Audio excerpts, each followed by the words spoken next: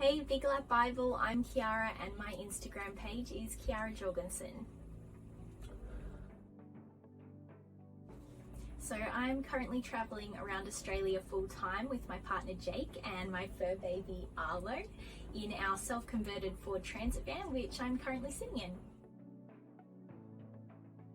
So the reason why we decided to do our big lap, my partner Jake had been wanting to do van life for years, and he really sold me on the idea that it was a great way to see our country and a really cruisy and relaxed lifestyle, which is something I really wanted.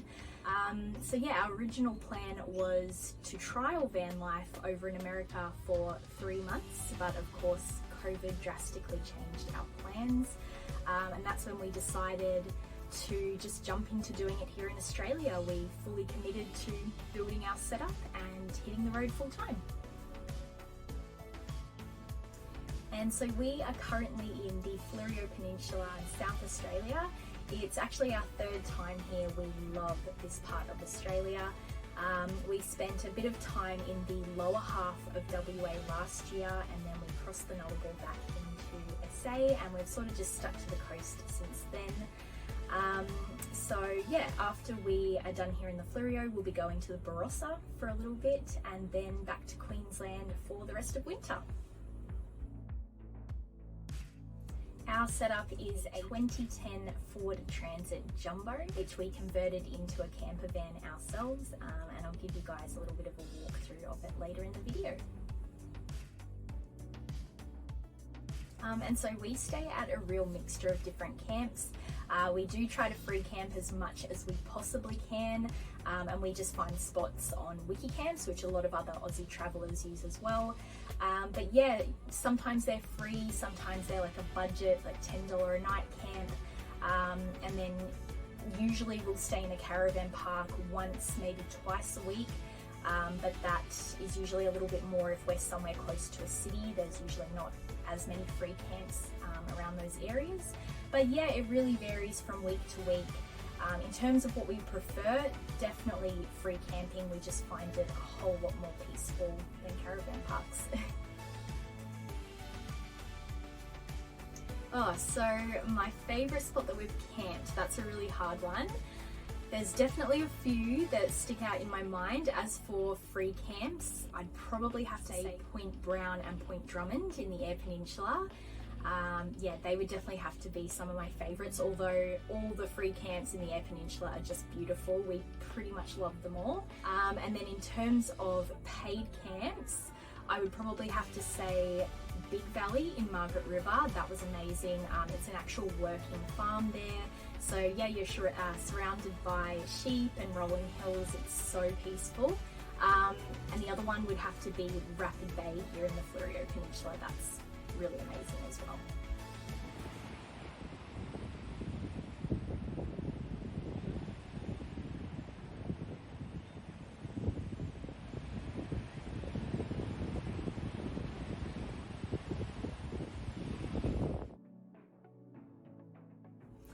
Oh, that is another tough question.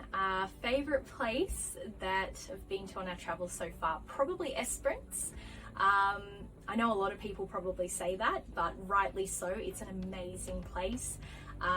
Gorgeous beaches, really relaxed vibe, but we found it to be really dog friendly as well.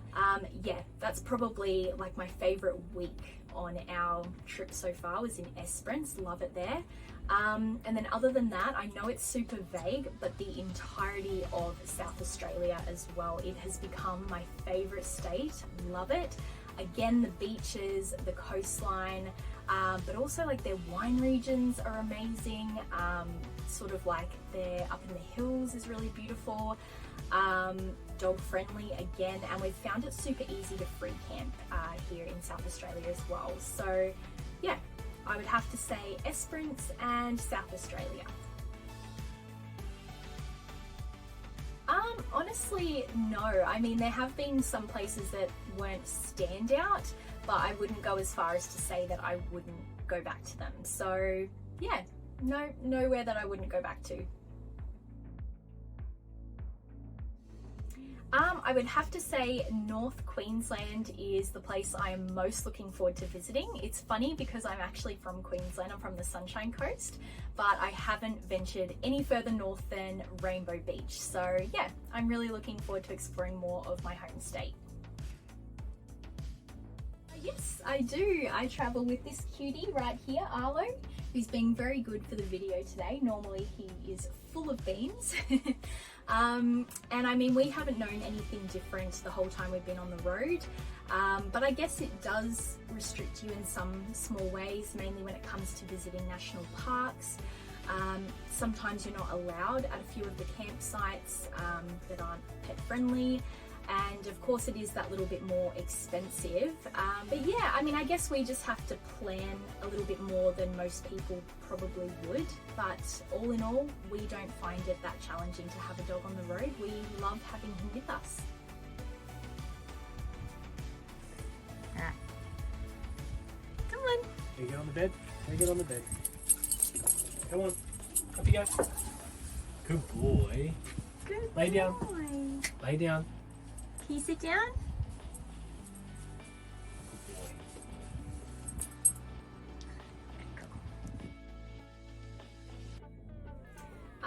Yes, we have had a couple of scary experiences on the road so far. The first one that comes to mind is when this poor little guy got extremely sick during our time in Margaret River in Western Australia. We're still not 100% sure what happened. We think he ate something nasty down at the beach. And yeah, he had to be rushed to the vet. We were actually very scared we were going to lose him. Yeah, that was a very scary time. So not only did we spend the entire night stressed out that he wasn't going to make it, but he was also sick throughout our entire van. So we also spent the night at the laundromat having to clean all of our bed linen and cushions and yeah, clean the van head to toe. So that was fun. And the other one that actually didn't happen all that long ago in Port Lincoln was that we backed into somebody's ute tray, completely damaging one of our back doors and shattering our window. Not to mention, this all happened in some of the heaviest rain we've experienced on the road so far. So yeah, that was another scary, very stressful moment. It's not so much an item that we have in our van, but I would have to say our camera and our drone. I absolutely love documenting our travels and our life on the road. So yeah, I would have to say those two items I couldn't live without. So in terms of how we fund our travels, we saved up a fair bit initially before we hit the road, but also too, my partner's trade allows for him to pick up work casually around Australia. So yeah, that's how we keep our funds topped up as we go. So our expenses tend to vary week to week. We don't actually keep a super close track of it because, I mean, you spend money where you have to spend money when you're on the road. We've had some weeks that are as cheap as maybe $300-400, but we've also had weeks where we've had to spend a few thousand because of van repairs or Arlo going to the vet, that sort of thing. So yeah, it really varies depending also where we are and what we're doing. But our biggest consistent expense would have to be groceries, I think. So probably two things, to be honest. The first one is just how much you can live without and really don't need. That's a big one for me. And the second one would have to be that the van life glamour, if you will, is not every day. You don't always wake up to a super beautiful view. Like at the moment, we're currently in a caravan park. Sometimes you're staying in some free camp in a car park. But when you do have a beautiful view or you're in a beautiful place, it is amazing. But yeah, just the fact that it doesn't happen every single day. Okay, so my favorite thing about travel in general would have to be finding hidden gems along the way, stuff that you don't always see on Instagram. But then my favorite thing about the way that we are traveling would be the fact that If you pull up to somewhere that you don't like, you don't have to stay, you can move on. But on the flip side, if you pull up to somewhere that pleasantly surprises you, you can stay as long as you like. Yeah, I guess just that sense of freedom and flexibility. The biggest splurge in terms of experiences on the road would probably have to be the swimming with the sea lions at Jurien Bay, and yes, 1000% worth it. We loved that experience, and I can't wait to actually do more things like that as we continue our travels. So when we initially set off, we actually had a barbecue, a 2-burner cooktop, as well as a portable cooktop, and the barbecue was the one that just never seemed to get pulled out. I think we used it twice in our first 6 months on the road. Yet we just weren't having barbecues as much as we thought we would, so we ended up selling that about 6 months ago. And the other thing was our portable hot water shower. It honestly never got used, not even once. It just sat in the back of our van, so we also decided to sell that. So luckily we haven't been affected by lockdowns at all along our travels. We just seem to fluke being in the right state at the right time with that. Okay, yeah, really good question. Probably just learn to be flexible. This is something that, to be honest, in the beginning I struggled with a lot. But yeah, don't make a plan too far in advance, because things on the road, changing is inevitable. It happens to everyone, so just be prepared for that. But also too, it just helps to be flexible so that if you actually pull up to a location that really surprises you and you want to stay that little bit longer, you can. So yeah, my biggest piece of advice would be just learn to go with the flow. Alrighty, well, I think that is all for the questions now. Thank you so much for watching.